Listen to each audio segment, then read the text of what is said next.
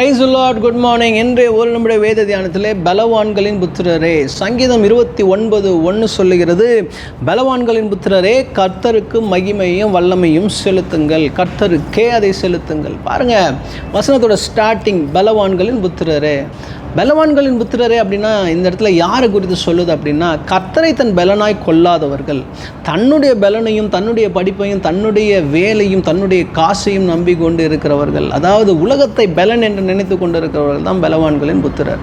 பாருங்கள், பல நேரத்தில் நாம் இருக்கிறோம், கர்த்தர் தான் என்னுடைய பலன் நாம் இருக்கிறோம். ஆனால் சில நேரங்களில் நம்முடைய பலனை யூஸ் பண்ணுறோம். ஆனால் வசனம் சொல்லுது, நீங்கள் ஒருவேளை உங்களுடைய உலக பலன்களை யூஸ் பண்ணிட்டு இருந்தீங்கன்னா, இன்றைக்கி கர்த்தருக்கு மகிமையும் வல்லமையும் நீங்கள் என்ன பண்ணுங்கள், செலுத்துங்கள், கர்த்தருக்கே அதை செலுத்துங்கள். வேறு உலகத்தின் பெருமைக்கோ உலகத்தின் காரியத்துக்கோ நாம் என்ன பண்ணக்கூடாது, அதை செலுத்தக்கூடாது, கர்த்தருக்கே செலுத்த வேண்டும். கர்த்தர் உங்களை ஆசீர்வதிப்பாராக. ஆமென்.